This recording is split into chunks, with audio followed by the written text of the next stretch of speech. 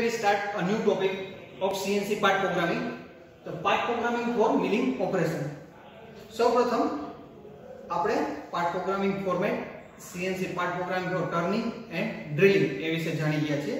તો હવે આ લેક્ચર ની અંદર આપણે મિલિંગ મશીન ઓપરેશન માટે પાર્ટ પ્રોગ્રામ કઈ રીતે લખવો તેના વિશે જાણશું.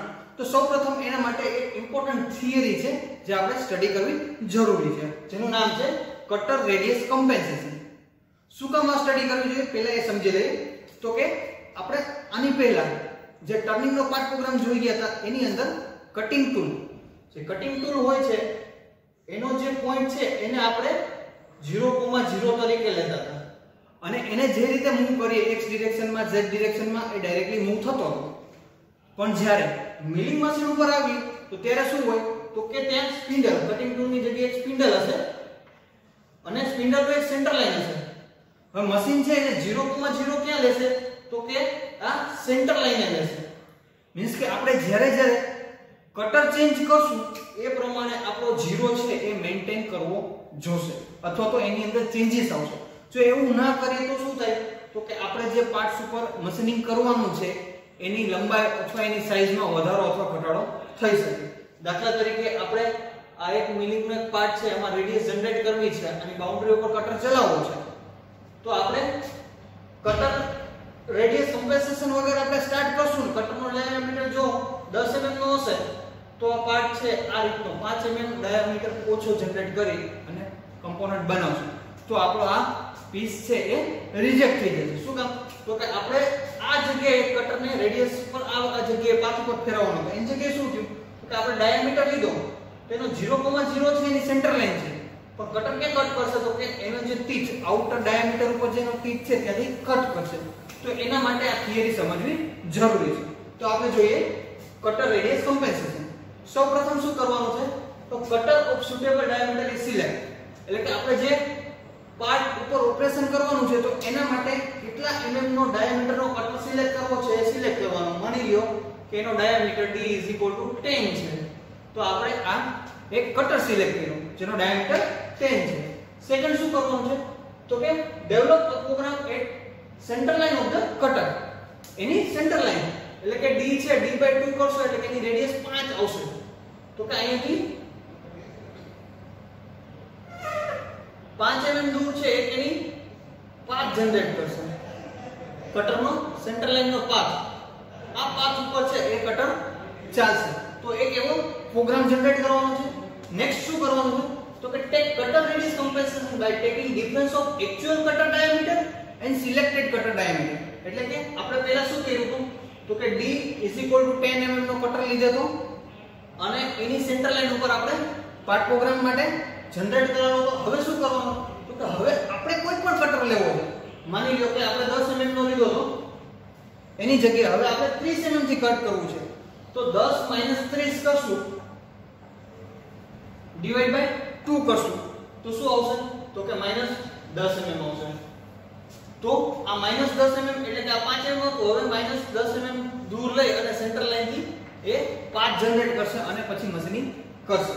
તો આ વેલ્યુ -10 વેલ્યુ છે એ ક્યાં સ્ટોર કરવી તો કે એ D01 અથવા D02 ની અંદર સ્ટોર કરવામાં આવે છે. એ કઈ રીતે તો કે આપણે રાઈટ સાઈડ જવું છે અથવા તો લેફ્ટ સાઈડ જવું છે એના આધારે સિલેક્ટ કરવામાં આવે છે. D01 અને D02 જે છે એ D01 છે એને હંમેશા 41 સાથે લખવામાં આવે છે, G41, અને D02 છે એને G42 સાથે લખવામાં આવે છે. તો મિત્રો આ થઈ ગઈ કટર રેડિયસ કમ્પેન્સેશન ની વાત. ચાલો તો આપણે હવે મિલિંગ કટર માટે મિલિંગ મશીન નો એક્ઝામ્પલ જોઈએ, સ્ટાર્ટ કરીએ.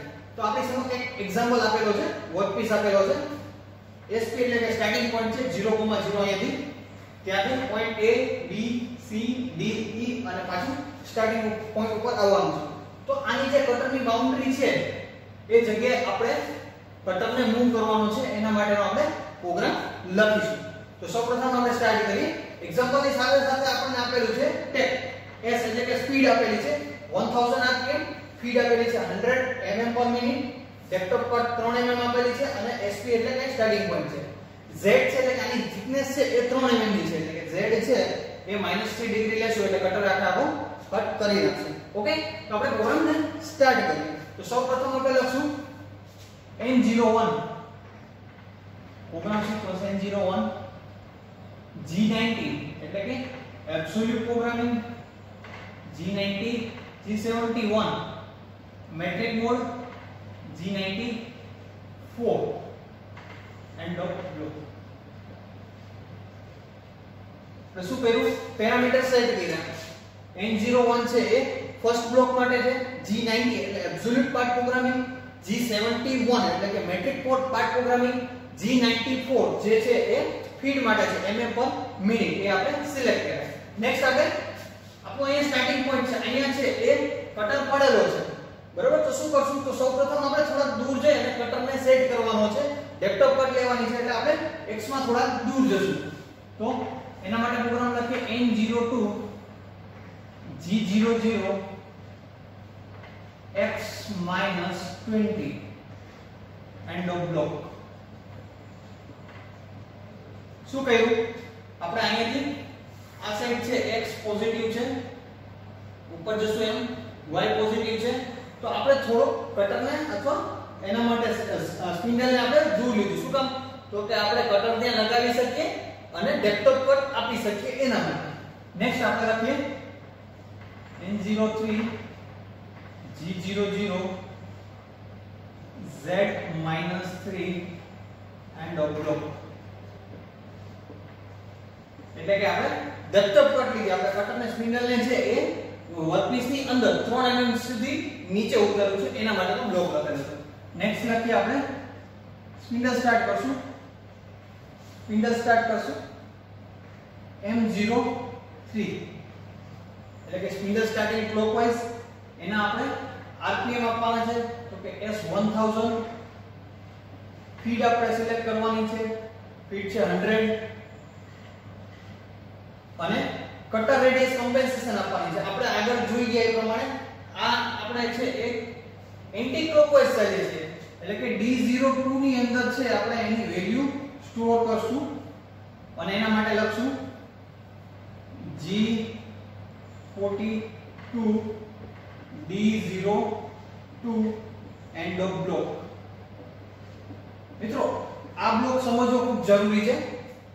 શું કર્યું આપણે? N03 એટલે કે મશીન સ્પિન્ડલ સ્ટાર્ટિંગ ક્લોકવાઇઝ, એના માટેના સ્પીડ એટલે કે 1000 એની સ્પીડે ફરશે, ફીડ રેટ 100 છે સિલેક્ટ કર્યો.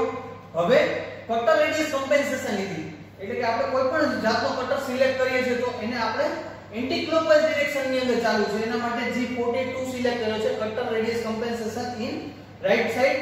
અને D02 છે એ એમાં કટર રેડિયસ કમ્પેન્સેશન ની વેલ્યુ છે અહીંયા સ્ટોર થશે.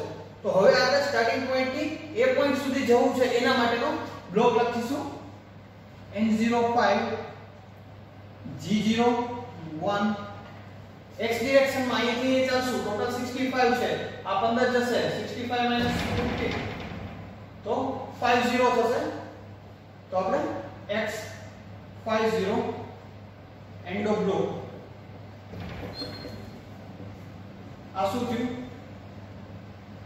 રીચ એટ એ પોઈન્ટ, એટલે કે આપણે એ પોઈન્ટ સુધી પહોંચી ગયા. હવે શું છે? તો કે a થી b સુધી પહોંચવાનું છે, એટલે કે કટર રેડિયસ કમ્પેન્સેશન ત્યાં છે, આર્ક છે. આર્ક છે કઈ દિશામાં છે? તો કે એન્ટી ક્લોકવાઇઝ દિશામાં છે. એના માટે લખશું N06 G03. ક્યાં જવાનું છે? તો કે x ની અંદર 15 અને y ની અંદર 15, x15 એની સાથે y15 એની સાથે i આવશે. i એટલે કે સેન્ટર ક્યાં છે? તો કે I0 i અને j આવશે, j15 નું સેન્ટર ક્યાં છે? તો કે અહીં 15 છે. આ લાઈન ની અંદર છે, અહીંથી 15 mm દૂર છે, એટલે i j15 and of block. Next b થી c પોઈન્ટ સુધી જવાનું છે, તેના માટે લખશું N07 G01. x માં તો આપણે છે ત્યાં y ની અંદર 50 નો વધારો કરવાનો છે, 50 + 15 એટલે 65, y65 એન્ડ ઓફ બ્લોક. એટલે આપણે પોઈન્ટ c ઉપર પહોંચી ગયા. ત્યાંથી આપણે પાછું આવવાનું છે 55. 55 આવવાનું છે એટલે કે 10 mm દૂર રહેવાનું છે. એબ્સોલ્યુટ મોડ છે એટલે શું લખશું કે N08 G01 X10 and of block. શું કામ X10 લખ્યું આપણે? તો કે આપણે આ જગ્યાએ આવવાનું છે. આ જગ્યા એટલે અહીંયા આ જગ્યાએ આવવાનું છે. આનું ડિસ્ટન્સ કેટલું થશે? તો કે x માં 10 mm એબ્સોલ્યુટ મોડ છે એટલે કે અહીંયાથી 0 લેશે તો અહીંયા 10 mm એટલે અહીંયા આવી જશે. y ના આપણે કોઓર્ડિનેટ લખેલા નથી એટલે y 65 ઉપર જ જશે એટલે પોઈન્ટ આપણે b પોઈન્ટ સુધી પહોંચી ગયા. નેક્સ્ટ છે N09 G01 d થી e સુધી આવવું છે. d થી e સુધીમાં શું છે? તો કે x 0 થઈ જશે આ લાઈન ઉપર અને y છે એની અંદર ઘટાડો આવશે. કેટલો? તો કે 65 માંથી 15 એટલે કે 10 mm નો y માં ઘટાડો આવશે એટલે કે y રહેશે 55 x0 y 55 and of block. Ready? Next છે નેક્સ્ટ બ્લોકમાં e થી સ્ટાર્ટિંગ પોઈન્ટ સુધી પહોંચવું છે G00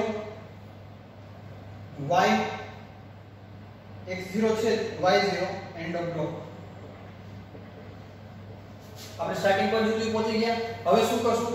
તો કે આપણે z છે એટલે કે કટરને થોડું ઉપર લઈ લેશું અને x અને y ડિરેક્શન ની અંદર પણ દૂર જઈ શકીએ પણ આપણે કટરને દૂર લઈ લેશું તો આપણો પાર્ટ છે ત્યાંથી નીકળી જશે, દૂર થઈ જશે. તો આપણે એના માટેનો બ્લોક લખી નાખીએ N11 G00 z -3 હતો એની જગ્યાએ આપણે +20 એટલે કે થોડું ઉપર કટરને લઈ લઈએ છીએ. એન્ડ ઓફ બ્લોક કમ્પ્લીટ થઈ ગયું.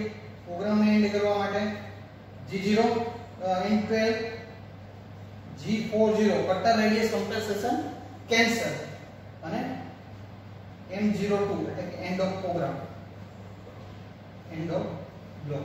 અહીંયા આપણો પ્રોગ્રામ પૂરો થયો. તો મિત્રો તમે જોઈ શકો છો આપણે શું કર્યું? સૌપ્રથમ સ્ટાર્ટિંગ પોઈન્ટ ત્યાંથી આપણે A સુધી ગયા, A થી B, B થી C, C થી D અને E. એના માટે આપણે પ્રોગ્રામ લખ્યો તો સૌપ્રથમ આપણે જોઈ ગયા N00 એટલે કે એબ્સોલ્યુટ પાર્ટ પ્રોગ્રામિંગ, G71 છે એ મેટ્રિક મોડ છે એટલે કે mm ની અંદર ડાયમેન્શન, G94 છે એ ફીડ રેટ છે mm પર મિનિટ માટે લીધું. સેકન્ડ બ્લોક ની અંદર આપણે શું કર્યું? તો કે x માં આપણે સ્પિન્ડલને થોડા દૂર લઈ આવ્યા, ત્યાં કટર રેટ અને આપણે જે થિકનેસ આપવાની છે એના માટે દૂર લઈ આવ્યા. નેક્સ્ટ બ્લોક ની અંદર z - 3 એટલે કે ડેપ્થ ઓફ કટ લીધી, કટરને આપણે અંદર લઈ ગયા. નેક્સ્ટ શું કર્યું? ચોથું બ્લોક છે ઇમ્પોર્ટન્ટ છે, ત્યાં આપણે સ્પિન્ડલ સ્ટાર્ટ કર્યું, એની સ્પીડ આપી અને ફીડ આપી. કટર રેડિયસ કમ્પેન્સેશન આપણે જે ડિરેક્શનમાં જવાનું છે એન્ટી ક્લોકવાઇઝ એના માટે G42 સિલેક્ટ કર્યું અને એની વેલ્યુ છે એ D02 ની અંદર સ્ટોર કર્યું. નેક્સ્ટ આપણે G01 x50 એટલે હોરિઝોન્ટલ આપણે 50 એ પોઈન્ટ સુધી પહોંચ્યા. નેક્સ્ટ ની અંદર xy x15 y15 અને આપણે કટર રેડિયસ કમ્પેન્સેશન એડ કરી અને D બ્લોક સુધી પહોંચ્યા. નેક્સ્ટ છે એ સિમ્પલી છે કે B થી C, C થી D, D થી E ને E થી સ્ટાર્ટિંગ પોઈન્ટ અહીંયા સુધીનો આપણે પ્રોગ્રામ જનરેટ કર્યો. Okay, thank you.